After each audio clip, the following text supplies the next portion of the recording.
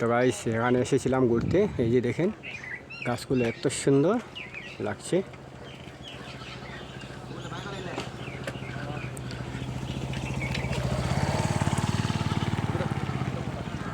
খুবই সুন্দর দৃশ্য।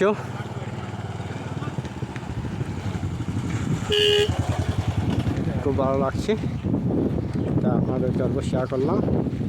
আর সামনেও আছে, আমি দেখানোর চেষ্টা করব।